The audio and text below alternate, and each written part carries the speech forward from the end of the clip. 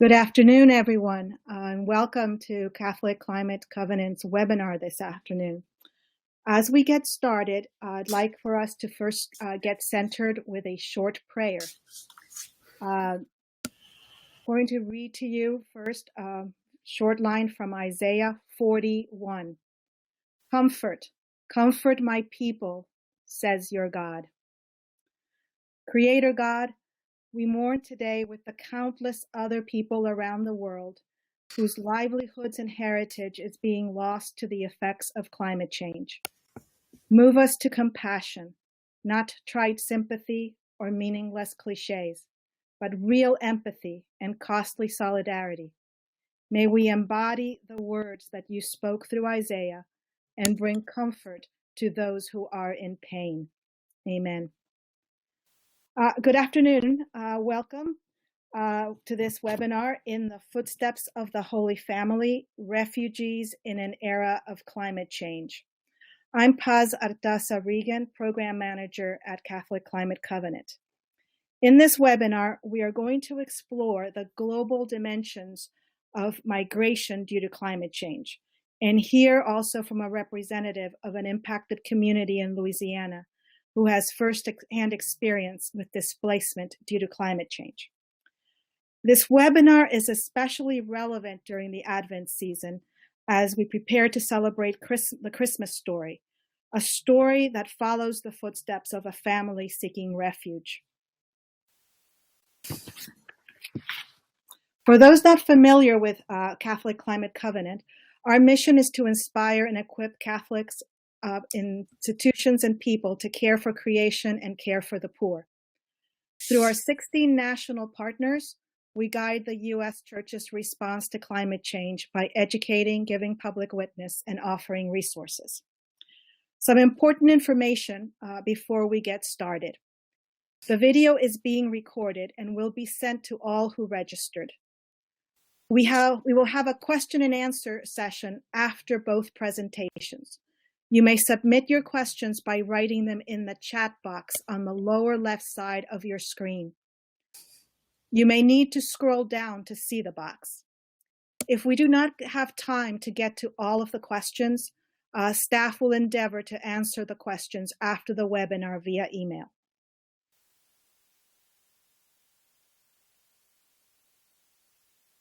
At this point, let me welcome and introduce our two speakers.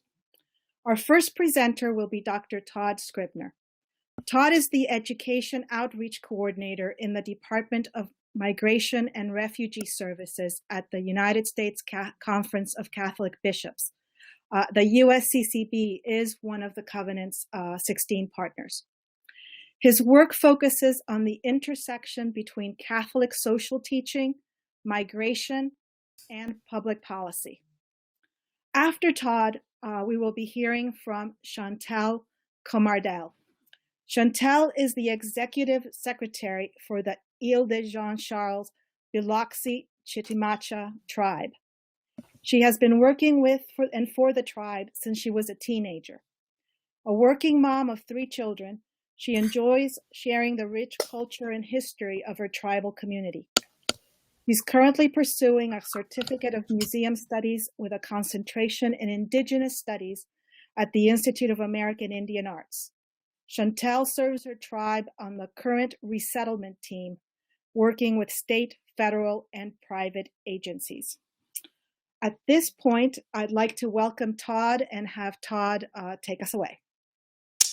Thanks so much, Paz, and thanks to the Catholic Climate Covenant for having me here this afternoon to speak to you all on the intersection between environmentally induced migration, both globally and kind of domestically to some extent.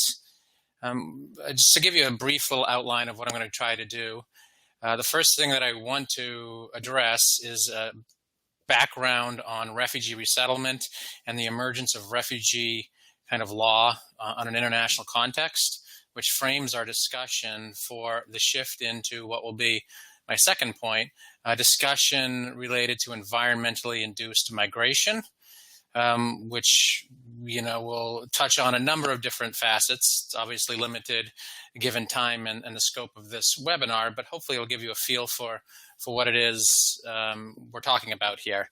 And I would obviously be happy to follow up with any of you after the webinar independently if you have any questions or other issues that you'd like to discuss with me personally.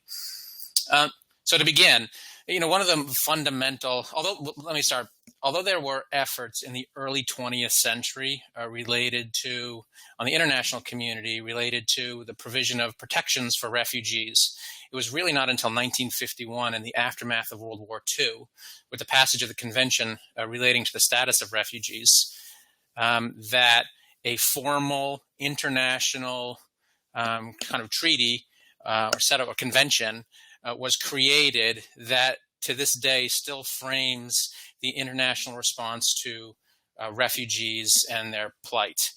The rationale at the time was directly related to the displaced persons crisis in Europe following World War II and the millions of people who were uprooted and displaced as a consequence of the conflict there. In the convention, they provided a definition of a refugee.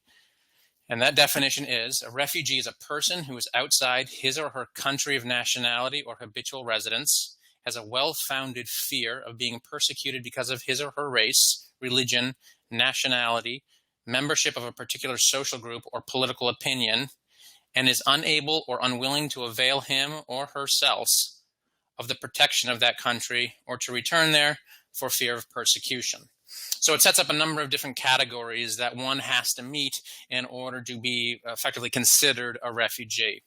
Article 33 of the convention is one of the key kind of foundational points as well. And it espouses the principle of non-refoulement, which basically means that states have an obligation to people who are refugees, and they cannot return a refugee to their point of origin because of the threat that in doing so would pose to the person who is a refugee. So there's a certain obligation that states have to refugees as much as anything else. Part of the convention as well, which kind of betrays the situation under discussion, is that there's a time and a geographic kind of framework for it. It specifically applied to events occurring in Europe on or before January 1st, 1951. So it was geographically restricted and it was temporally restricted. The 1967 protocol, which was a follow-up to the Convention of 1951, broadened the applicability of the convention, and it removed the geographic and time limits that were part of the original convention. So it expanded the kind of the applicability of it. And that was in large part, I think, because of kind of the expansion of refugee-like situations that were actually taken notice of at that point in time, 16 years after the original convention. On the domestic front here in the United States, the Immigration Act of 1965 really functions as a turning point in domestic immigration law. Before turning to that, though, it's important to briefly take note of the Displaced Persons Act of 1948, which, like the convention, was a response to the displaced persons crisis in Europe following World War II. Now, it's important to note that when the Displaced Persons Act of 1948 was put into place, it was within the context of the National Origins Act of 1924. Sorry, there's like a whole list of legislation, and I hope I'm not losing you on this. But the importance of the National Origins Act, which was initially put into place to severely restrict migration, primarily from Southern and Eastern Europe, for a variety of reasons, when it was put into place, there was no legal distinction between refugees and immigrants. So an immigrant and a refugee, there was no legal kind of differentiation between them in domestic law. And so in order to respond to the displaced persons crisis in Europe, they needed to pass emergency legislation, which then allowed a few 100,000 displaced persons to be resettled here in the United States. Now, the Immigration Act of 1965 sort of eliminated the National Origins Act, and it destroyed the kind of the quota system that had been in place for some 40 years. And in its place, it put in a preference system that highlighted family reunification. So that this preference system is still the general framework that we use today in immigration law. An emphasis on family reunification with kind of sub-emphasis on sort of work-related visa sort of situations. Now, in the Immigration Act of 1965, it also established refugees as a category within the preference system. So while refugees were still situated within the immigration system, they kind of began to embody their own identity and were differentiated to some extent between them and other immigrants. Now, in 1965, it was the Cold War context was still important, and so refugees were primarily referred to as those who were escaping communist or communist-dominated countries. So it was a very Cold War-oriented framework. Finally, the Refugee Act of 1980 removed refugees as a preference category in immigration law and established clear criteria and procedures for their admission. The Refugee Act of 1980 was in large part put into place because between 1960 or so and 1980, the United States was responding to refugee crises in an ad hoc fashion. So the response to Cubans, to Southeast Asians, to people who were fleeing from Russia and behind from the Eastern Bloc, there were different responses, and it wasn't a coherent kind of way of addressing these similar situations. So the Refugee Act of 1980 kind of coalesced and made it much more rational and systematic in its approach. Now, one of the takeaways that I want to try to, and I hope I kind of hinted at least, is that reforms in domestic and international law in the migration and refugee situation specific situations are in large part a response to changing political contexts. The Convention and the Displaced Person Act of 1948 was a direct response to World War II. The Cold War context helped to frame the Immigration Act of 1965 and the way in which we understood refugees. The ad hoc approach to the resettlement of refugees was responded to by the passage of the Refugee Act of 1980. And these are all kind of responses that were directly results of changing political situations. Now, one of the problems that we have when we turn to our current context is that environmentally induced migration and environmental migrants, environmental refugees, based on the context that has emerged over the past 60 years, are forced migrants, but they are not refugees. And you can see this, the Pope Francis addresses this directly in Laudato Si. He says that there has been a tragic rise in the number of migrants seeking to flee from the growing poverty caused by environmental degradation. They are not recognized by international conventions as refugees. They bear the loss of the lives they have left behind without enjoying any legal protection whatsoever. They are outside the convention. They are outside sort of the protection that the international protection that refugees are expectant to have, even though they are forced migrants themselves.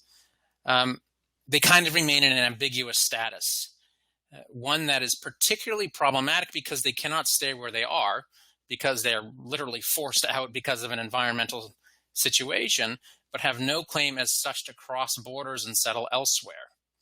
So what kind of situations are we speaking of here when we're talking about sort of environmentally induced migration?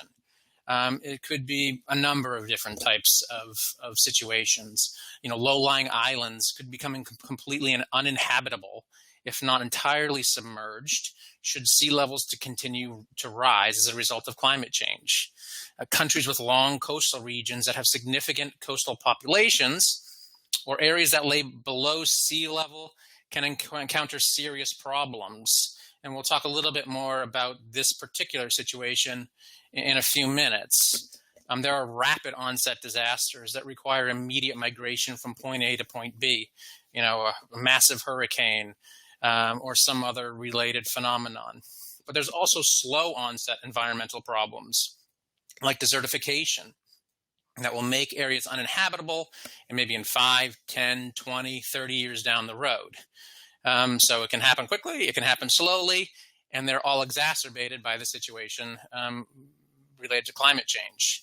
And there's also the problem within which environmental problems can contribute to or heighten the likelihood of a conflict situation, a war over water, for example, or limited resources where tensions emerge and conflict breaks out. So how bad is the problem that we're talking about? Well, Woodrow Wilson Institute, for example, says that since 2008, an average of 26.4 million people have been displaced by disasters each year, which is equivalent to about one person every second. Of these, an average of 22.5 million people have been displaced each year by climate or weather-related disasters, which is equivalent to about 62,000 people every day. And historical models and scientific models suggest that even after adjusting for population growth, the likelihood of being displaced by a disaster today is 60% higher than it was 4 decades ago. The expectation, of course, is that as we move forward into the future, with climate change in all likelihood only increasing in its problematic, the realities that it presents us, these situations will grow significantly worse. So this is just a map here just to kind of give a sense of where the displacement-related disasters occurred just in 2014 alone. I mean, it's all over the world, from China to Pakistan to Sudan and India and Sri Lanka and Japan. In 2014, of these disasters, disasters associated with weather hazards, mostly floods and storms, displaced about 17.5 million people, or about 92% of the global total, presented here. So it's clearly that the weather-based environmental migration is a major component of environmentally induced migration overall. And you can see, while not all of these situations occur in poor countries. I mean, Japan, for example, had a typhoon that hit, which displaced about 570,000. A lot of the countries affected by environmentally induced migration are, impoverished countries, lower middle income, even countries that are vulnerable to environmental situations when they strike. And that really points to one of the important realities of the situation. And that is that the poor are oftentimes the one that are affected most overtly by climate change related phenomenon. And again, in Laudato Si, Pope Francis points this out explicitly. And I'll read the full quote here. There's a partial quote on this situation on your screen. And he wrote here that this is in I believe, number 25, paragraph 25. Quote, "Climate change is a global problem with grave implications, environmental, social, economic, political, and for the distribution of goods. It represents one of the principal challenges facing humanity in our day. Its worst impact will probably be felt by developing countries in coming decades. Many of the poor live in areas particularly affected by phenomena related to warming, and their means of subsistence are largely dependent on natural reserves and ecosystemic services such as agriculture, fishing, and forestry. There's also the situation where urban areas are particularly vulnerable to environmental related crises. And you can see the growth of urban populations since 1970 has been pretty substantial.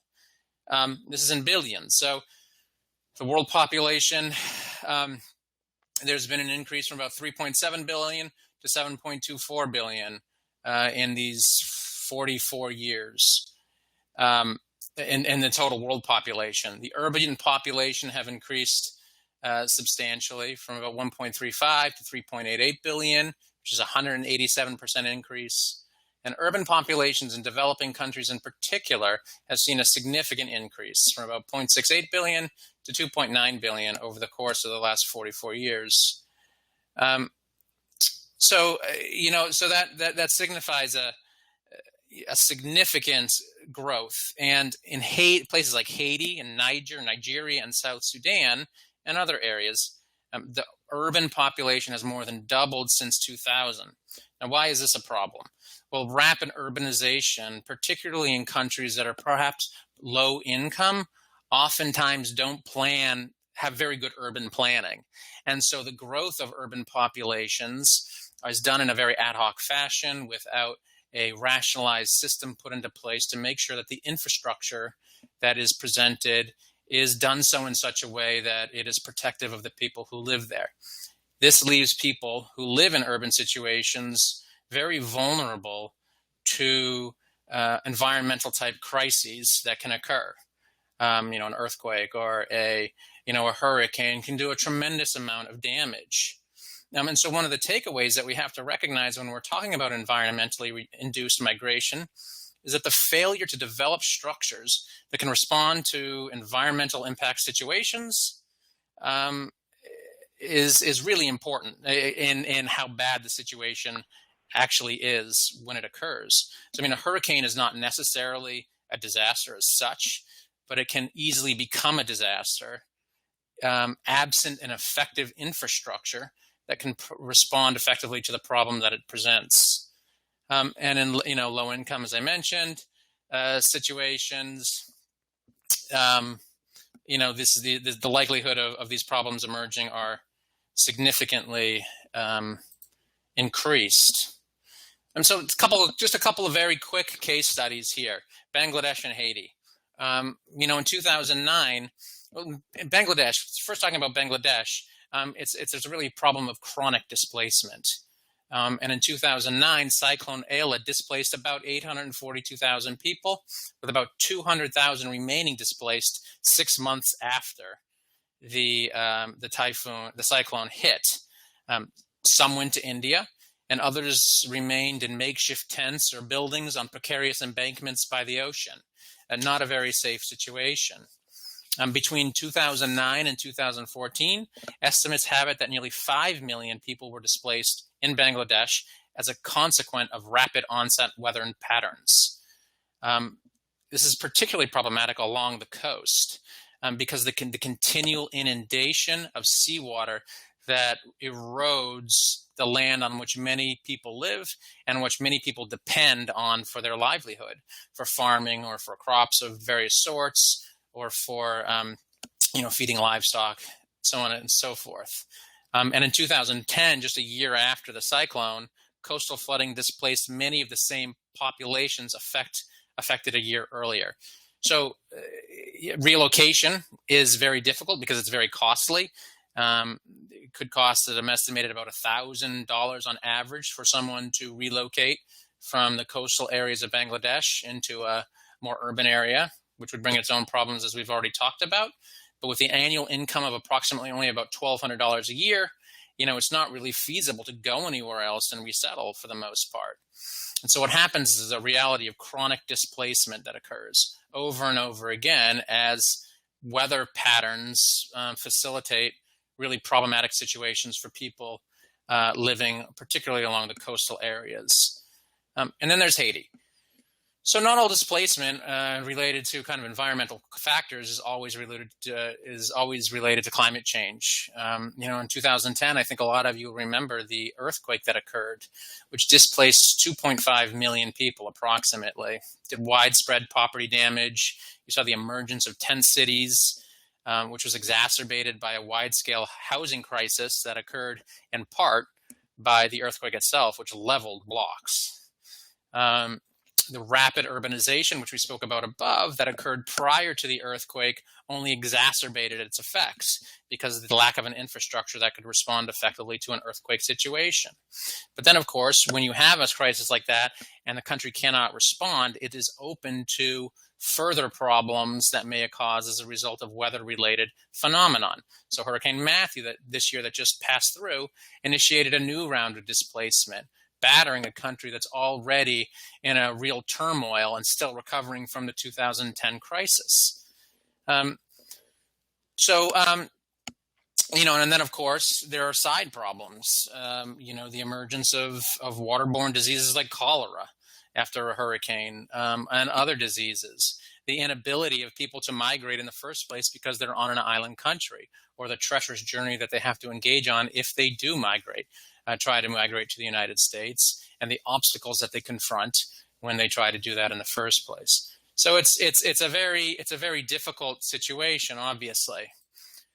So now we come to a second dilemma. The first dilemma, remember, being again that these migrants are not refugees; they're forced migrants but not refugees, and they don't have international protection. The second dilemma that we face is how will the rich countries respond to these kinds of situations?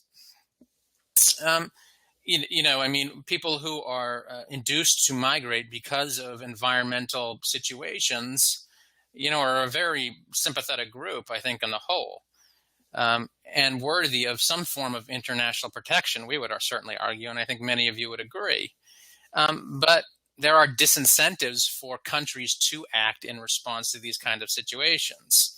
It costs money, international aid. It's not as though we give a whole lot anyway. But to respond effectively, to provide an adequate amount of international aid to these countries so they could develop infrastructures at the very least to respond to these situations, there's a cost of money.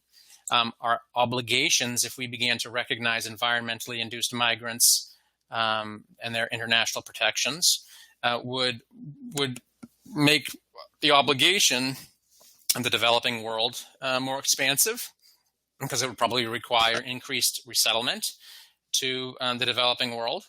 And it would also require structural adjustments. We would have to be, if we took it really seriously, we would have to respond to the underlying problems that give rise to environmental crises in the first place, i.e. climate change. And that would cost money as well. It would be disruptive. And so there's a lot of resistance. I mean, anyone who watches Capitol Hill, listens to the news, can see that fairly clearly. But the one thing that you can look at, though, is that as we move toward the future, the problems related to forced migration due to environmental situations will likely only increase in scope and frequency due to climate change and will not remain self-contained. So really the takeaway is that we might find ourselves in a similar situation as to the past. The need to adjust our response to environmentally induced migration by changes in the law, much like we changed the law in response to World War II, in response to the Cold War, in response to the ad hoc approach that was taken. I mean, this might very well be the next arena that we take seriously as a consequence of the need to make adjustments to respond effectively to the problems that emerge that are not self-contained. And we can give a third case study here. Again, briefly, you can look at Syria, which is roughly the same size as Washington State. So it's not a very big country. And in March 2011, as you all know, in the wake of the Arab Spring, riots broke out in Dara, Syria, and over the course of a few months, civil war ensued. Now, it's always dangerous to try and reduce any situation to a singular cause. And it's really unjust to do that. It's seriously problematic. Nevertheless, an argument can be made that climate-related phenomenon contributed to the crisis in Syria. Not a monocausal, but contributed to it. It may have happened anyway. So as I mentioned, Washington and Syria are about the same size. But in Syria, about only one quarter of it is arable land. So you can only use about a quarter of it for agriculture and related phenomenon. So that's the one thing. There's limited in terms of the ability to get natural resources in terms of crops and agriculture. In addition, there was significant population growth over the past 60 or 70 years. In 1946, there was about 3 million Syrians living in Syria. In 2009, there were 24 million. Now, what happened in the lead up to the Civil War is that there was a drought, an extended drought. So about 800,000 farmers lost their livelihood, and about 200,000 farmers abandoned their lands because it was effectively useless at that point in time. Crop failures in the years preceding the onset of the Civil War amounted to about 75%, and about 85%, thereabouts, of livestock died of thirst or hunger, estimates say. And so what happened was, when the farmers left their land, internal migration into urban areas was substantial, and it increased as a consequence. This exacerbated labor competition in urban areas, which was already at a height because of the 100,000 or so Iraqi refugees who had fled to Syria in the aftermath of the Iraq War about 12 years ago, or about 10 years prior. Thereabouts. This was in addition to the 250,000 Palestinian refugees that lived in Syria, and this contributed to a lot of tensions, resulted in war and the refugee crisis, which we now see occurring. Now, that's a kind of a simplistic story for a very complicated picture, but you can work in an environmental explanation as at least one causal point that's important. I think to at least take into consideration and look at. And you can see this in places like Africa as well, where where struggles and conflicts over diminished resources, water, agriculture, and otherwise kind of stoke conflict. And so it's really important that we keep an eye as a conference and as Catholics and as people who have goodwill to address these issues before they actually spark a major problem. So turning to another kind of situation, what do we do? What can you all do? I mean, there's obviously a lot that can be done. And I'm setting aside, obviously, any advocacy work on what can be done related specifically to climate change. One of the things that I'm interested here is in what can you do with respect to migration-related phenomenon. So advocate for an increase in foreign development aid would be very important to help countries increase their infrastructure so that when environmental situations emerge, there is a buffer that can help to alleviate any sort of environmentally induced migration. That's really important because that can help to diminish the problem before they become a problem. You can take action. Go to www.justiceforimmigrants.org. This is an opportunity or a way that you can consolidate your efforts with others who are of like mind to make positive change. Justice for Immigrants is a coalition that the Catholic bishops of the United States have initiated, really originally focused on immigration reform, but it has since expanded since 2005 to take on a much wider scope of issues, including refugees and other forced migrants. And so as we move into the future, this could be a really good resource for you to learn, but also to get information on how you can advocate. On a little bit more personal level, you can participate in ethnic celebrations of the church. Learn about the church's immigrant history, by attending Mass on the upcoming feast day of Our Lady of Guadalupe, which has been designated as a day of prayer for the Catholic bishops for the Church in the United States. You can continue to work to integrate your communities with who may be receiving refugees and migrants as a way to kind of lift up their case, lift up their situation, help your own local community become sympathetic to refugees, so that we as a nation can become more welcoming to them and perhaps more generous in the number of refugees that we resettle on an annual basis. And I would also urge you to celebrate National Migration Week, which is coming up next month, January 8th to the 14th. National Migration Week is a week that is set aside by the Church here in the United States to look at migration-related issues. You can find more information about that at the USCCB website, which is simply www.usccb.org. You can do a search for National Migration Week in the search box, and it'll give you some information. If you go to the Justice for Immigrants webpage as well, there's some information about National Migration Week. So these are all different aspects that you can engage in for what is a really complex problem that shows, unfortunately, no sign of dissipating anytime soon. But hopefully, if we work together, we may be able to do something positive in this regard. So I'll turn this over now. I'll stop, and if anyone has any questions, I'm more than happy to follow up now or at a later date.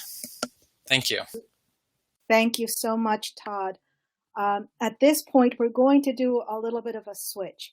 We've been looking at the issue from a very global perspective, looking at the issue of forced migration globally and looking at some of those case studies. We're going to switch by looking at an issue as it comes here in the United States. There are two areas of the United States where we are already seeing people being displaced and people being called our first environmental refugees. One is in Louisiana, and the other one is in Alaska. To a lesser extent, I think we're beginning to see some in Florida as well. But so far, the biggest groups have been Louisiana and Alaska. And those two groups in Louisiana and Alaska, that have been most effective have been members of our indigenous communities. So at this point, we're going to turn to Chantel Comardelle. And Chantel, if you'd like to go ahead with your presentation. Thank you so much. Yes, I am Chantel Comardelle. I'm from the Ile-de-Jean-Charles, Biloxi-Chitimacha Band of Choctaw Indians. We are located just south of Houma in the very southern part of Louisiana. This is a picture of an aerial shot of our island, what's left of it actually. We the community was not declared usable land until the early 1800s, following the Louisiana Purchase. This is an early shot of one of our early chiefs and the tribal members that were living on the island. This is one of our leaders in our community. He graciously helped us progress in our culture. This is another picture of him and his wife. This is the issue we're facing. Over the last 50 years, we've had a 98% land loss. As you can see from the pictures here, you used to be able to walk clearly from area to area, community to community, and that land is just disappearing. So a few reasons we've discovered is saltwater intrusion, subsidence, lack of nutrients. The sediment does not flow through the river like it used to down here. We've had man-made disasters, natural disasters, hurricanes after hurricanes that just come and inundated us with water. And we are faced with an overwhelming decision on what we do. What do we do? When I was a young girl, I've had to move off the island myself due to health reasons. And those health reasons are because this is what happens after a hurricane comes. When a hurricane comes and it floods our island, we're left with this house filled with water and mold and mud. So as you can see, it is just atrocious if you're trying to move back into this situation. So when I was a little girl, our home was left with mud, and we had to move because I was sick with asthma. So I am one of those people that had to pick up and move to another place. And it is devastating when you think that you're leaving everything that you've ever known back and having to move to another place and root yourself in that area. And we're finding that not only is family by family, now we're having to resettle the entire island. All the residents have to move to safety. One of the reasons being this is what happens to the one road that's connected us to the mainland. What happens whenever there's a high tide? This was a shot from after one of the hurricanes.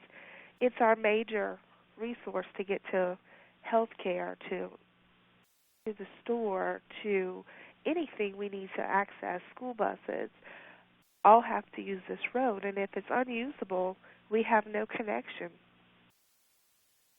Half of this road was destroyed in the last hurricane we had, and the water line was washed out. We've lost the gas service due to repairs not being done because it's not feasible to recreate this island that is constantly going underwater.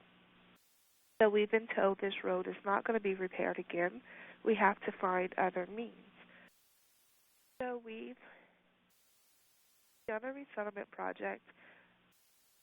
This is also another picture, I'm sorry. This was recently, 2 months ago, we've had a massive fish kill. So you can see the water quality is just not what it was. We cannot sustain ourselves with food or with industry anymore because there's nothing left. So our tribal council decided to make a solution, which would be resettle our community as a whole. We cannot keep moving off one at a time and think that we're going to maintain our culture, that we're going to maintain our legacy for the future. This is actually the third time we attempt to resettle as an entire community. We've had 2 other failed attempts due to, one, lack of support. People did not believe it was time to move yet. And then we've had another one that was the community that we were moving into did not want us there. They said they would not accept us, that they did not want us in their area, and the community shot our project down. So now we have a very nice community plan that we can move together into a rural area, still have the feel of the island. If you've ever been to South Louisiana, you know it's beautiful in itself, the swamp. In this case, we would have a fully functional, sustainable community that we can not only sustain ourselves, we have community gardens again, we would have forestry, we would have clean water, we'd have industry, we'd have recreation, but we'd have a chance as an indigenous tribe to be able to sustain ourselves completely and regain the culture that we lost from the people leaving one by one. The city itself is be our community center, where we would not only attend to our own people, but we can also attend to people outside of the community, and not only enrich ourselves again, but enrich the community we move into. So there are many, many things that is going into this, just to not only help us, but also, like we said, the Alaska Natives that are also going through this issue. If we can find a way to actively and move an entire community from one area and put them into another community, and them regain everything that we've done, that regain everything that we've lost, then we can actively take that model and give it to other communities and say, this worked. You may need to do some tweaking or changing, but this is something that worked. We can give it to other communities and say, here's a first step that you can take to your community, and we know you're devastated. We know you are going through so many things, but here's a first step. And this is a way that we can give back and help another community. So that is our hope, that is our plan, that we can not only help ourselves, but we can go and help other communities and help other communities learn from our community on how we could be a teaching site to universities in the area, that they can come and learn about how resettlements affect the people, how it affects culture, how it affects the economics in the area, and how we can just be a service to other communities. Unfortunately, this is happening to us, but if there's a way that we can help other communities, that is what our goal is.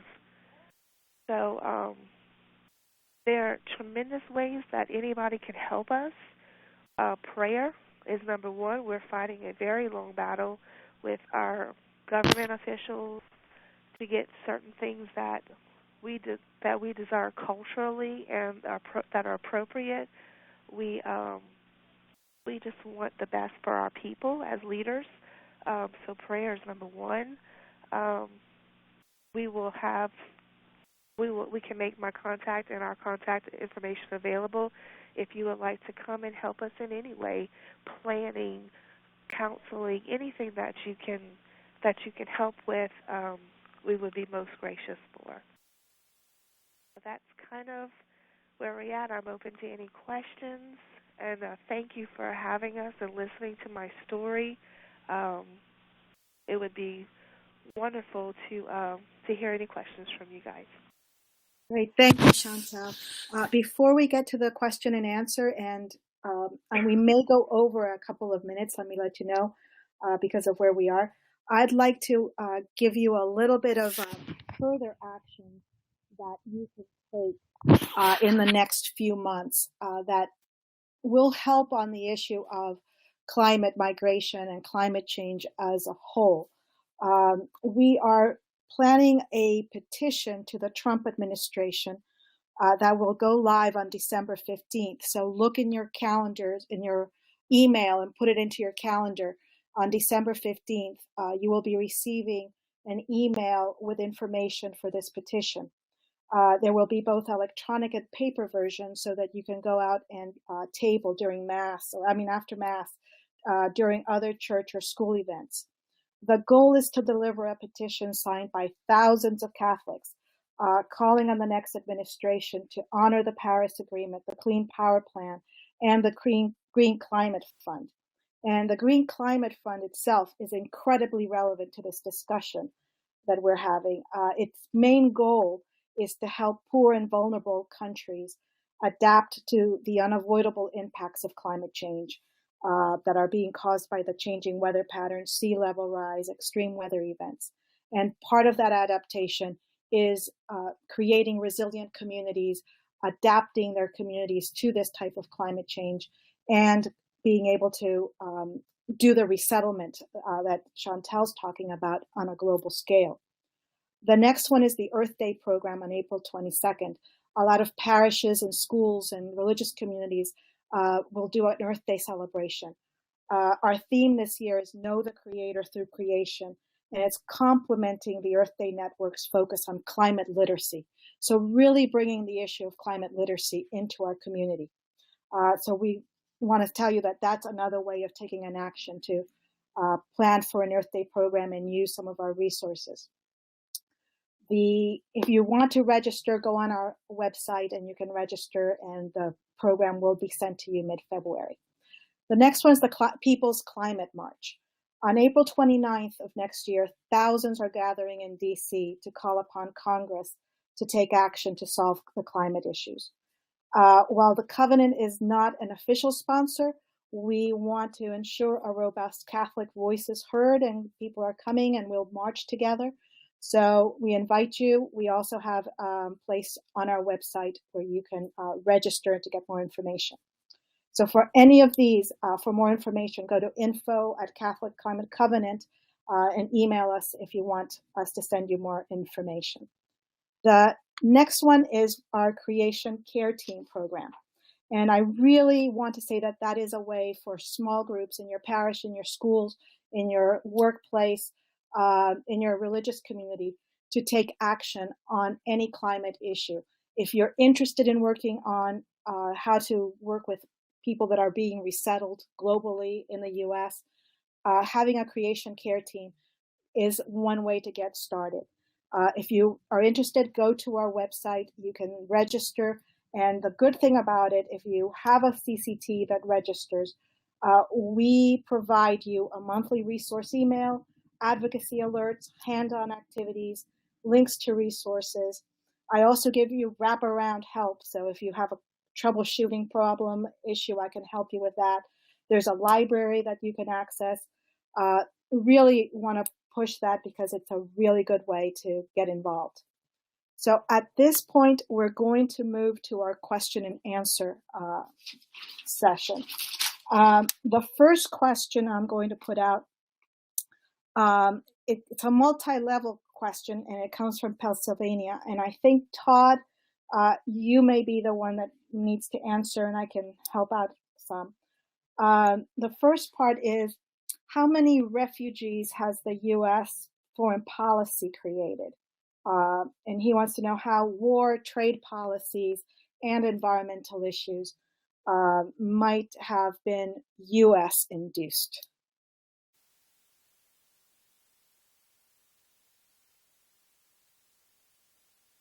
Todd? Oh, sorry. I'm back on. Your mic was off. Yeah. I had muted my mic so as not to make any noise for the last one. So let me try again.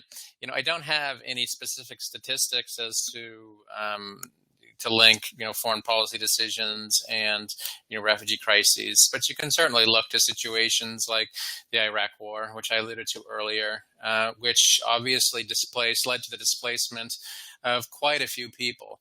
That went into Syria, that Iraqis who left Iraq to Syria, to Lebanon, and elsewhere. You can look back, go back 30 years to the 1980s, the conflicts that emerged in Central America. It's not simply the fault of the United States, but there was obviously involvement of the Soviet Union. They're vying for control and influence in places like El Salvador and Nicaragua and elsewhere. And certainly the U.S. was involved in that situation.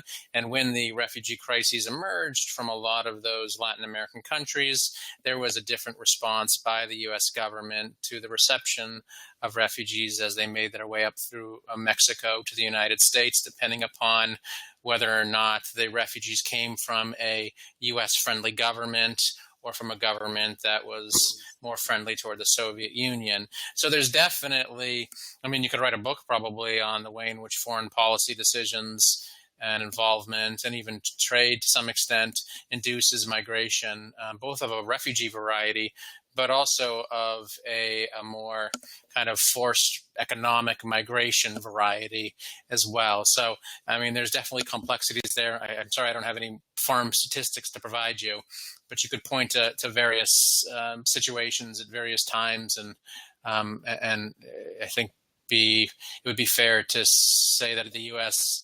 foreign policy decisions were to some extent complicit in the emergence of forced migration situations. Thanks. Here's one that I don't even have a good number, but maybe you've seen a number of statistics of how many people have so far been displaced by climate change. Yeah, that's another tricky question, because how do I want to put it? So, if you, in terms of environmentally induced migration, as I mentioned earlier in my presentation, the average over the past 7 years, each year, was something to do with about 26 million were displaced because of environmental consequences. I think there's 19 million or thereabouts in 2014 was a specific year that I honed in on. To what extent is climate change as such the cause of a singular given environmental megastorm or situation? It's difficult to pinpoint that and make a causal connection on every single situation. But I think it's fair to say that as climate change occurs, the probability of major weather patterns emerging that will lead to displacement will increase. So it's a question of probability increasing over time as a consequence of climate change, rather than it is a situation where we can pinpoint a specific storm in 2015 to climate change, because it's a kind of an unfalsifiable scenario, because the storm could have occurred even if no climate change was happening, if that makes sense. Right, right. So that's the way I would answer it. Yeah, that is good. I don't have a question, but it's really about the weather displacement map that you had in your presentation. Somebody was asking if there was a source where they could find a copy of it. There is, and I can find it for you afterward. Yeah. Todd, we can also put it as one of the links when I send out the recording for folks. Yeah, I'll do that. It's from a report that was put out a year or so ago that looked at displacement via environmental related situations. Perfect. The next one is for Chantel. And this one is really looking, we had a couple of questions that dealt with this, and it's how much help are you getting from the federal and state government, FEMA, for example, for your resettlement? So initially we received one grant so far to help with infrastructure and property purchase. It was a $48 million grant through HUD. That was at the beginning of the year. So far, nothing has, other than planning, come out of that grant. So that is where we're at. That is almost half of what we need for the entire resettlement to be funded. So we're actively looking for other privatized grants and other ways we can fund it. And kind of like a secondary question, you had in a map there shown where your community is and where it's moving to, which you said was another rural area. How far is the new area from your old community or your current community? And the second part was, since your community has been dependent on shrimping and fishing, how will that change in the new planned community? So the community is about 45 minutes or so from our current community north. As far as dependency on fishing, very few residents still fish. Most of them are older residents that are left because they're not financially able to resettle on their own. There will be some sort of fishing enterprise on the resettlement. We are researching use of ponds and on-site water features that we can cultivate inland to also support our use of the fisheries. And what number of people are we talking about being resettled? Currently, we have 27 to 30 families left on the island. We are looking to, our end goal is around 100 to 150 homes being built because there's, on the island itself, like I said, there's about 27 to 30 families. Just north of the island, which is another vulnerable area, their floodplain elevation is about 13 to 14 feet of water inundated. So there's families in that area also that we're looking to move in the next phase. And then the third phase is to bring anyone back who has had to resettle, like myself, earlier on their own, that they are in a safe place, but they want to rejoin the community again because that's our cultural and ancestral heritage to stay within our culture. So that makes up the rest of the 100 to 150 homes.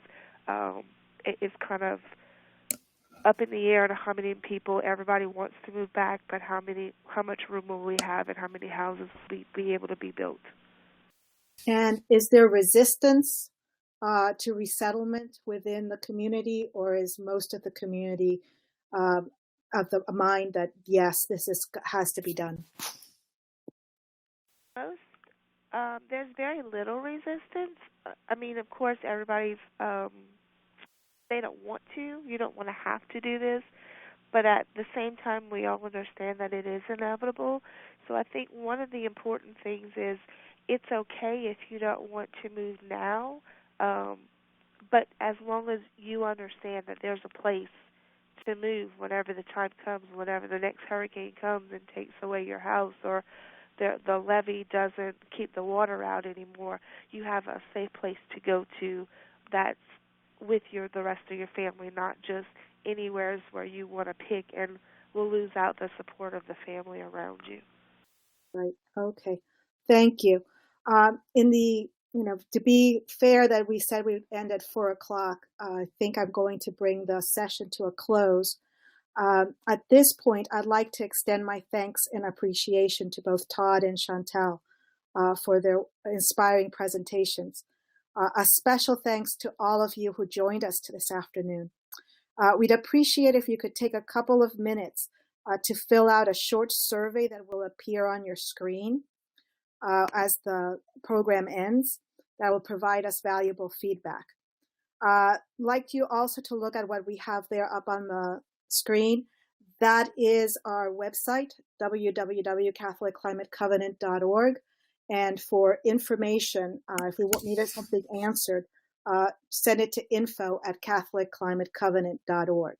I will be going through the questions, and if we miss something, we will respond to you individually.